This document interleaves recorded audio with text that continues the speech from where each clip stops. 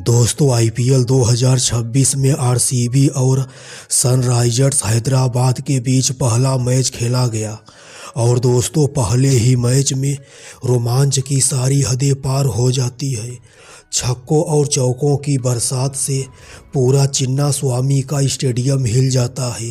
पहले आरसीबी के 4 बल्लेबाज विराट कोहली, फिलिप साल्ट, रजत पाटीदार और जैकब बेथल। आरसीबी के यह 4 बल्लेबाज 290 की तूफानी स्ट्राइक रेट से बल्लेबाजी करते हैं और 262 रनों का पहाड़ जैसा टारगेट खड़ा कर देते हैं। मगर दोस्तों जब हैदराबाद के शेरों की बल्लेबाजी की बारी आती है तब ट्रेविस हेड, अभिषेक शर्मा, ईशान किशन और हेनरी क्लासेन, सनराइजर्स हैदराबाद के भी यह 4 बल्लेबाज पूरी तरह से आग का गोला बन जाते हैं और सिर्फ छक्का और चौका का ही पहाड़ा पड़ते हैं। आरसीबी के सभी गेंदबाज अपने ही होम ग्राउंड पर अपने ही दर्शकों के सामने हैदराबाद के इन बल्लेबाजों के सामने पूरी तरह से बेबस, लाचार और असहाय नजर आते हैं। दोस्तों इस महामुकाबले में दोनों टीमों के बल्लेबाजों ने मिलकर टोटल 60 छक्का मारते हैं और 85 चौका मारते हैं। ऐसे में दोस्तों आज की अपनी इस वीडियो में मैं आप लोगों को आईपीएल इतिहास की 2 सबसे ताकतवर टीम आरसीबी और हैदराबाद के बीच खेले गए इस पूरे रोमांचक महामुकाबले की हाईलाइट को दिखाऊंगा। दोस्तों इस महामुकाबले में आरसीबी के कप्तान रजत पाटीदार टॉस जीतकर पहले बल्लेबाजी करने का फैसला किए थे। आरसीबी की तरफ से विराट कोहली और फिलिप साल्ट ओपनिंग करने के लिए मैदान पर उतरे थे। दोस्तों विराट कोहली और फिलिप साल्ट अपने ही अंदाज में बल्लेबाजी करते हैं। जहां फिलिप साल्ट पारी के पहले ओवर की पहली गेंद से ही सिर्फ छक्का और चौका मारते हैं, वहीं दोस्तों विराट कोहली शुरुआत के ओवर में काफ़ी संभल कर बल्लेबाजी करते हैं। हैदराबाद की तरफ से पारी का पहला ओवर लेकर आए थे हैदराबाद के कप्तान पैट कमिंस। पहला ओवर काफ़ी किफ़ायती ओवर डालते हैं और अपने पहले ओवर में सिर्फ 7 रन ही देते हैं। हैदराबाद की तरफ से पारी का दूसरा ओवर लेकर आए थे हर्षल पटेल। दोस्तों हर्षल पटेल के इस ओवर में फिलिप साल्ट लगातार 3 गेंद पर 3 छक्कों की बरसात कर चिन्नास्वामी स्टेडियम पर बैठे हुए 40,000 दर्शकों को झूमने पर मजबूर कर देते हैं। हर्षल पटेल के ओवर में छक्कों की बरसात करने के बाद फिलिप साल्ट अगले ही ओवर में ब्रैंडन कर्स की भी गेंदों पर 1 चौका और 2 छक्का जड़ देते हैं।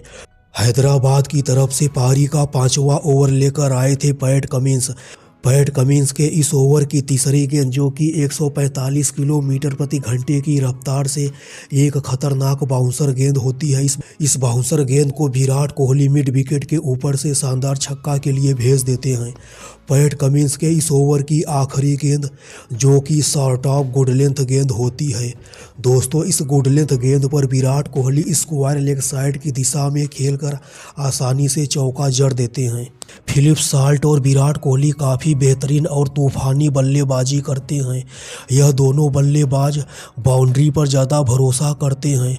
हैदराबाद का हर एक गेंदबाज फिलिप साल्ट और विराट कोहली की तबाही मचाने वाली तूफानी बल्लेबाजी पर लगाम नहीं लगा पाते हैं। विराट कोहली और फिलिप साल्ट के बीच पहले विकेट के लिए सिर्फ 40 गेंद पर 118 रनों की तूफानी साझेदारी होती है। दोस्तों फिलिप साल्ट इस महामुकाबले में सिर्फ 30 गेंद पर 82 रनों की शानदार तूफानी पारी खेलते हैं।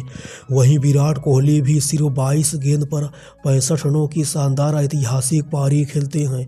रजत पाटीदार और जैकब बेथल के बीच भी 104 रनों की शानदार तूफानी साझेदारी होती है। पैट कमिंस के एक ही ओवर में जैकब बेथल लगातार 4 गेंद पर 4 छक्कों की बरसात कर देते हैं।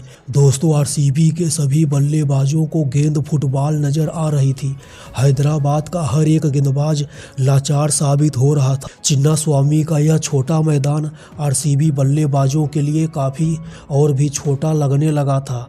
विराट कोहली, फिलिप साल्ट, रजत पाटीदार और जैकब बेथल के बाद आखिर के 2 ओवर में जितेश शर्मा और टीम डेविड ने भी 300 की तूफानी स्ट्राइक रेट से बल्लेबाजी करते हैं और आरसीबी के स्कोर को 20 ओवर की समाप्ति के बाद 262 रन तक पहुंचा देते हैं।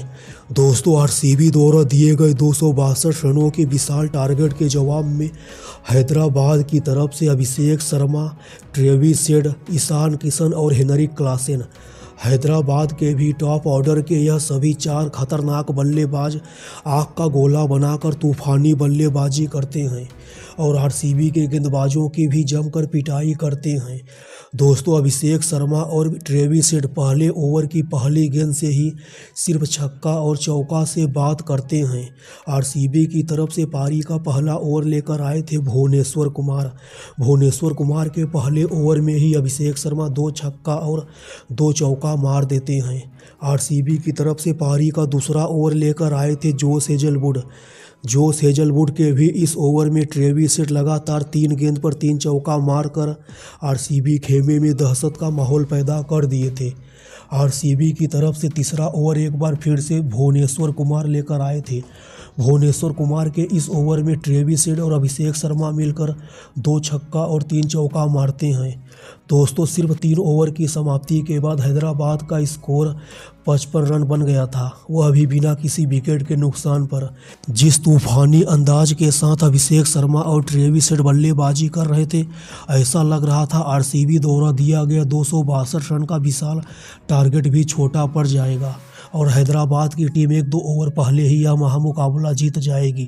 मगर दोस्तों पावर प्ले के अंदर जोश हेजलवुड काफ़ी किफ़ायती गेंदबाजी करते हैं और ट्रेविस हेड की बल्लेबाजी पर लगाम लगाने का काम करते हैं। मगर दोस्तों फिर भी हैदराबाद की टीम का स्कोर पावर प्ले की समाप्ति के बाद बिना किसी विकेट के नुकसान पर 70 रन तक जा पहुंचा था। दोस्तों ट्रेविस हेड और अभिषेक शर्मा के बीच पहले विकेट के लिए 90 रनों की साझेदारी होती है। जोश हेजलवुड के एक अंदर जाती हुई गेंद पर अभिषेक शर्मा आउट हो गए थे।